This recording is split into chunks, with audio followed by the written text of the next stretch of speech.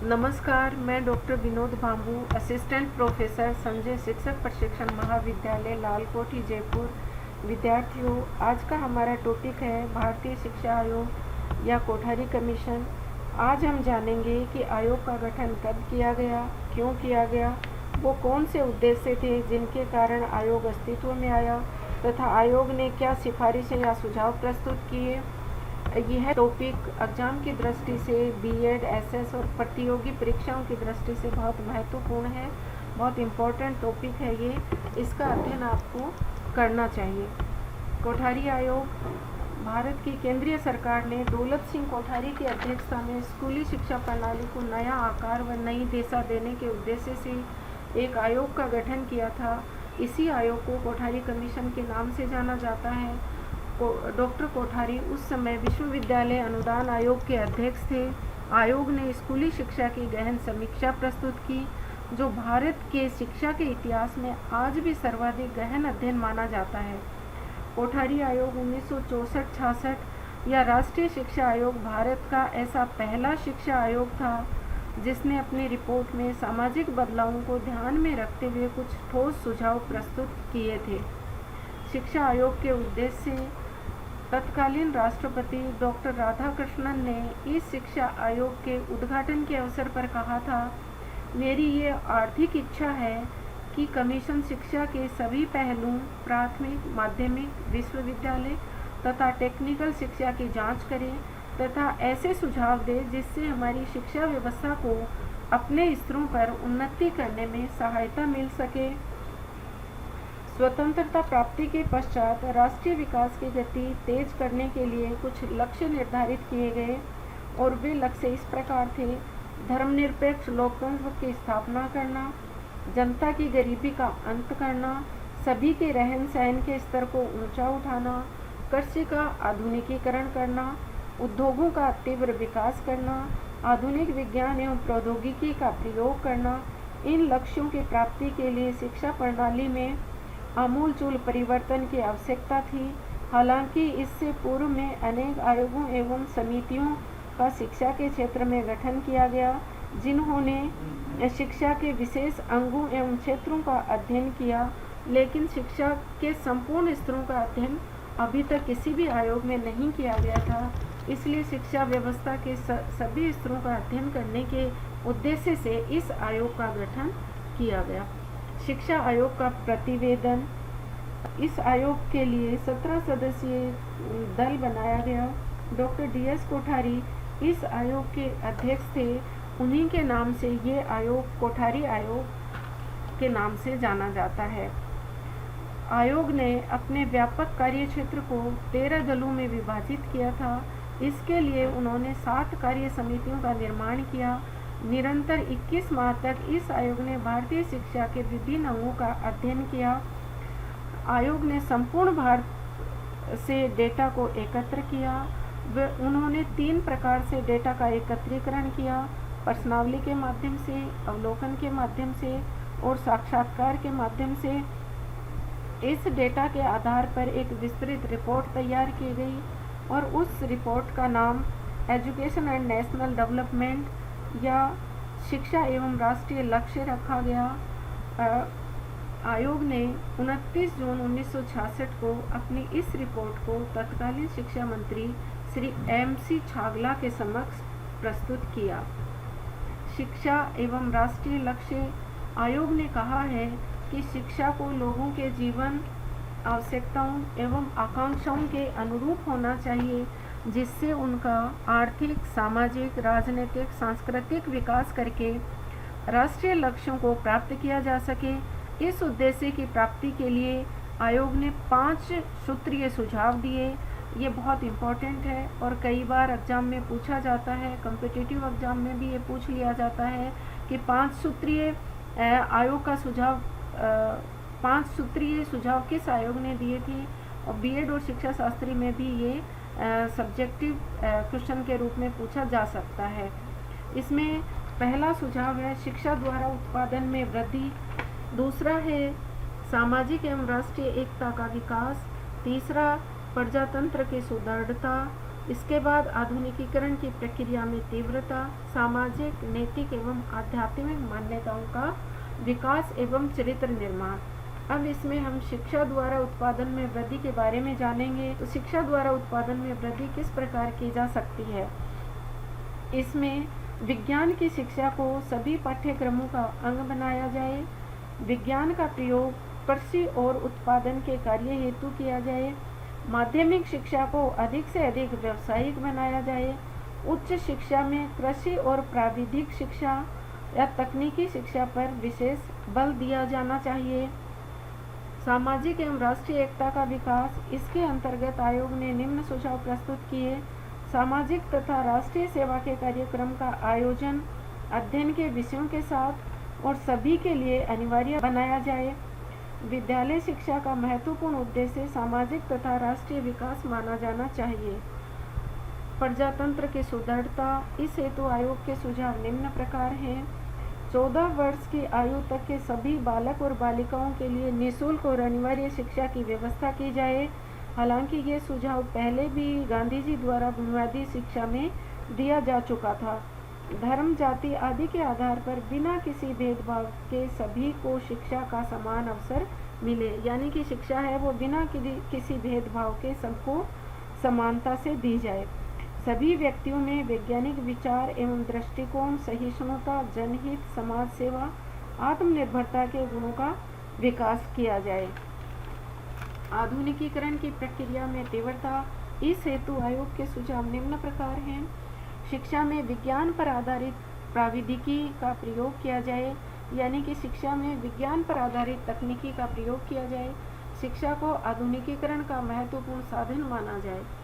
सामाजिक, नैतिक एवं आध्यात्मिक मान्यताओं का विकास एवं चरित्र निर्माण, इस हेतु आयोग ने निम्न सुझाव प्रस्तुत किए। प्राथमिक स्तर पर इन मूल्यों की शिक्षा देने के लिए रोचक कहानियों का प्रयोग किया जाए। माध्यमिक स्तर पर अध्यापक और विद्यार्थियों के बीच विचार विमर्श के माध्यम से ये शिक्षा दी जाए। प्रत्येक विद्यालयों में तुलनात्मक धर्म नाम का एक विभाग बनाया जाए। इस विभाग का कार्य हो कि ये मूल्यों की शिक्षा बेहतर तरीके से कैसे दी जाए, इस पर काम करे।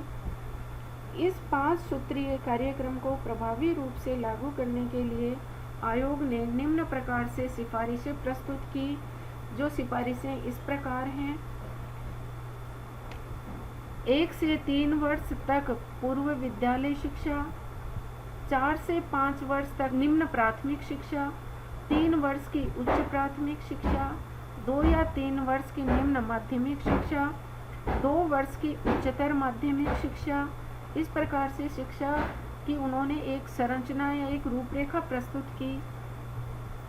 विद्यालय शिक्षा की संरचना संबंधी जो सुझाव दिए उन्होंने वो इस प्रकार हैं। सामान्य शिक्षा की अवधि 10 वर्ष की रखी जाए।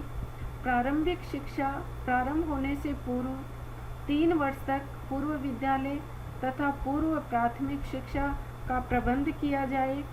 प्रारंभिक शिक्षा की अवधि 7 से 8 वर्ष रखी जाए तथा इसे 2 भागों में बांटा जाए।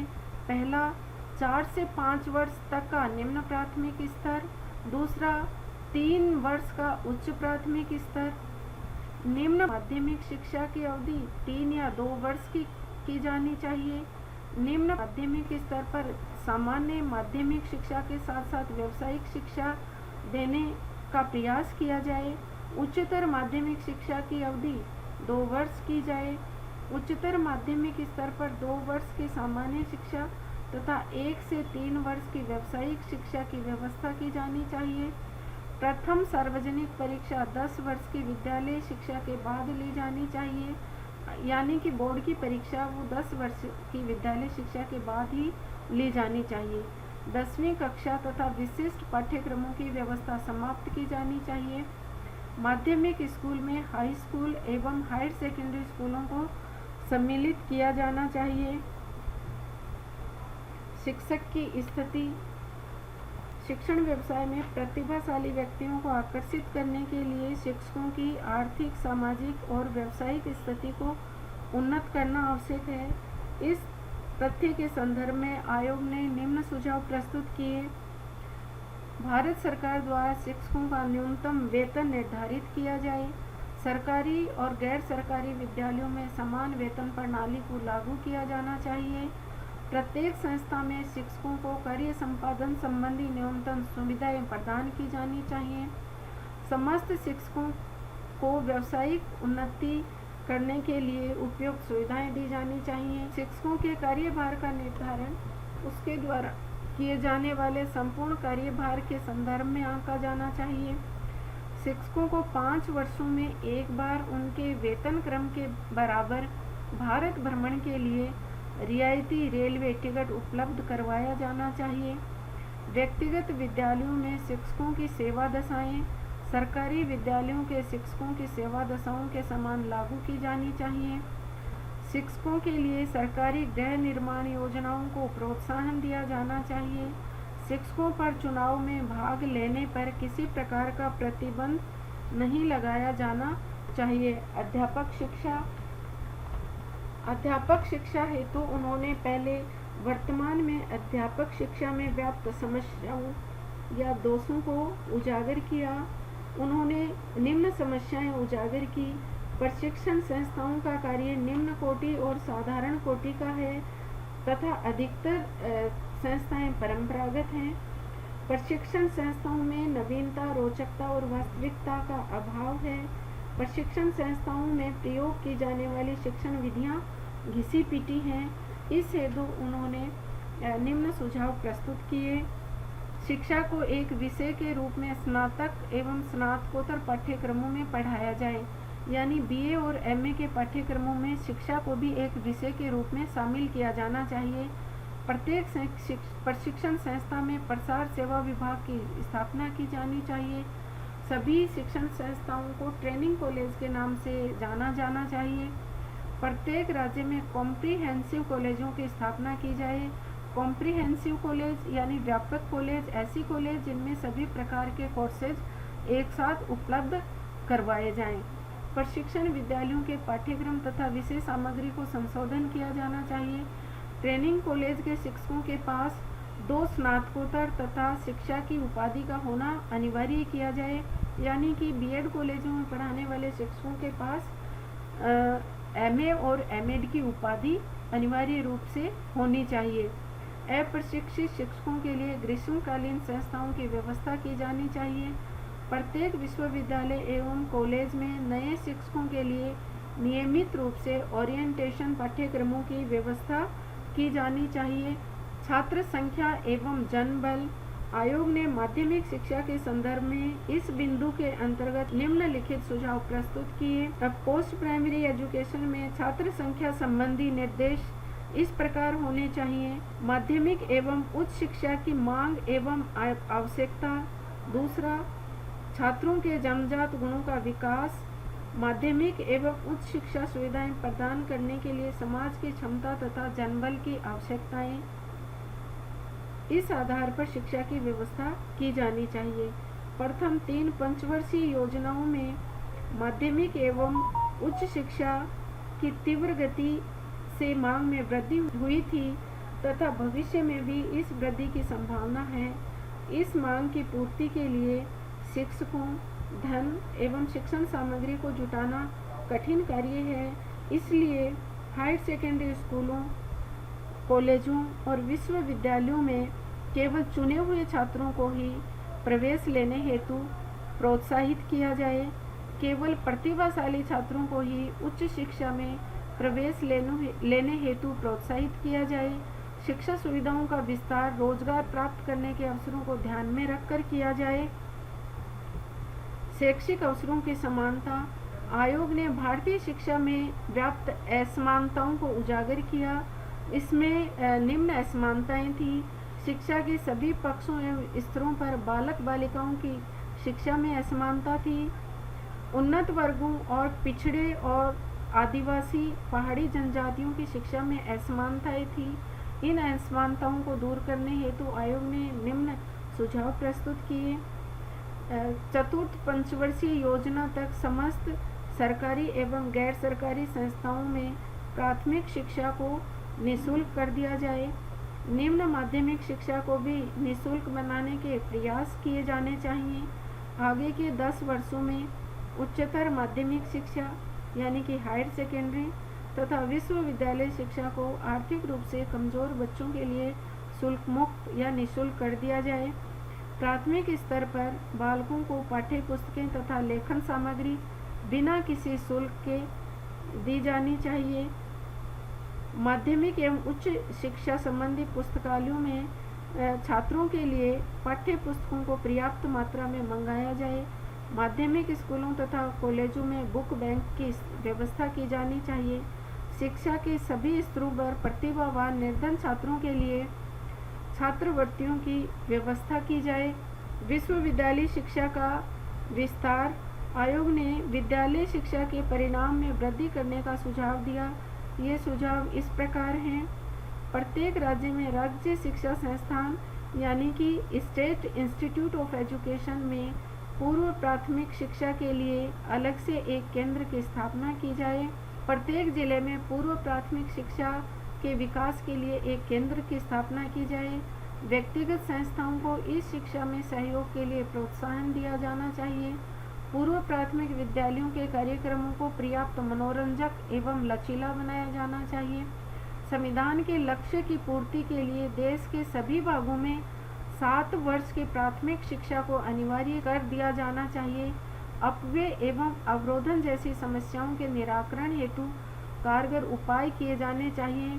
यहाँ अपव्यय से तात्पर्य है कि एक बार प्रवेश लेने के बाद विद्यालय को छोड़ देना या बच्चे का विद्यालय से ड्रॉप आउट कर देना, और अवरोधन से तात्पर्य है कि एक ही कक्षा में एक से अधिक वर्ष लगाना यानी कि एक ही कक्षा में फेल हो जाना। माध्यमिक शिक्षा के अवसरों की समानता पर बल दिया जाए। बालिकाओं, अछूतों, जनजातियों में माध्यमिक शिक्षा विस्तार के लिए विशेष कार्यक्रमों का आयोजन किया जाना चाहिए। पाठ्यक्रम आयोग ने विभिन्न स्तरों पर पाठ्यक्रमों की रूपरेखा निम्नलिखित रूप में प्रस्तुत की। निम्न प्राथमिक शिक्षा में मातृभाषा, क्षेत्रीय भाषा या प्रादेशिक भाषा में से कोई एक भाषा, गणित, विज्ञान, सामाजिक अध्ययन, पर्यावरण अध्ययन, शारीरिक शिक्षा, नैतिक एवं आध्यात्मिक मूल्यों की शिक्षा दी जानी चाहिए।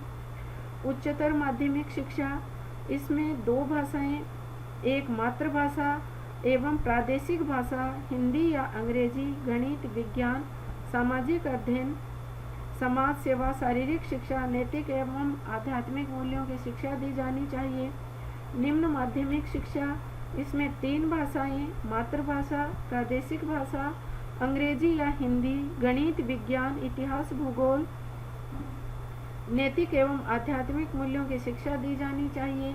उच्चतर माध्यमिक शिक्षा, कोई 2 भाषाएं तथा 3 वैकल्पिक विषय, इतिहास, भूगोल, अर्थशास्त्र, तर्कशास्त्र, मनोविज्ञान, समाजशास्त्र, कला, भौतिक शास्त्र, रसायन विज्ञान, शारीरिक शिक्षा, कला या शिल्प, नैतिक एवं आध्यात्मिक मूल्यों की शिक्षा दी जानी चाहिए। विद्यालय प्रशासन एवं निरीक्षण, भारत में विद्यालय प्रशासन एवं निरीक्षण संबंधी कार्यक्रम अप्रभावी एवं असहानुभूतिपूर्ण है। इसके प्रभावी संगठन के लिए आयोग ने निम्नलिखित सुझाव प्रस्तुत किए। प्रबंध समिति एवं शिक्षक समूह के मध्य विद्वेषों एवं वैमनस्य संबंधों को समाप्त करने के लिए प्रभावी रूप से कदम उठाए जाएं। यदि कोई विद्यालय उपयुक्त ढंग से संचालित नहीं किया जा रहा है तो राज्य सरकार को उस विद्यालय का संचालन अपने हाथ में ले लेना चाहिए। व्यक्तिगत विद्यालयों की प्रबंध समितियों में शिक्षा विभाग के प्रतिनिधियों को भी शामिल किया जाना चाहिए। प्रशासन एवं निरीक्षण दोनों को एक दूसरे से अलग किया जाना चाहिए। जिला स्तर पर प्रशासन कार्य जिला विद्यालय परिषद को सौंपा जाए तथा निरीक्षण कार्य जिला विद्यालय अधिकारी को दिया जाए। प्रत्येक विद्यालय में 2 प्रकार से निरीक्षण किया जाए। प्राथमिक विद्यालयों में 1 वर्ष में 1 बार जिला परिषद द्वारा तथा माध्यमिक स्कूलों में शिक्षा विभाग द्वारा। प्रत्येक राज्य में राज्य विद्यालय शिक्षा परिषद की स्थापना की जाए। शिक्षा मंत्रालय में एक राष्ट्रीय विद्यालय शिक्षा परिषद की स्थापना की जाए। यह भारत सरकार की परामर्शदात्री समिति के रूप में कार्य करे। शिक्षण विधियां, निर्देशन तथा मूल्यांकन। इस संदर्भ में आयोग ने निम्नलिखित सिफारिशें प्रस्तुत की। विद्यालयों में प्रयुक्त शिक्षण विधियों को और अधिक लचीला एवं गत्यात्मक बनाया जाए। शिक्षा में गतिशीलता लाने के लिए शिक्षकों में परीक्षण एवं सृजनात्मक गुणों का विकास किया जाना चाहिए। नवीन शिक्षण विधियों के लिए अभिनव पाठ्यक्रमों, वर्कशॉप, प्रदर्शनों तथा परीक्षणों के लिए विचार सम्मेलनों आदि का आयोजन किया जाए। पाठ्य पुस्तकों के लेखन एवं निर्माण में राष्ट्र के प्रतिभाशाली शिक्षकों को प्रोत्साहित किया जाना चाहिए। मूल्यांकन को सभी स्तरों पर प्रभावी बनाया जाना चाहिए। निम्न प्राथमिक स्तर पर मूल्यांकन द्वारा मूलभूत कुशलताओं एवं दक्षताओं में छात्रों की उपलब्धि को सुधारा जाए। उच्चतर प्राथमिक स्तर पर छात्रों की उपलब्धि की जांच के लिए मौलिक एवं निदानात्मक परीक्षाओं का प्रयोग किया जाए। धन्यवाद।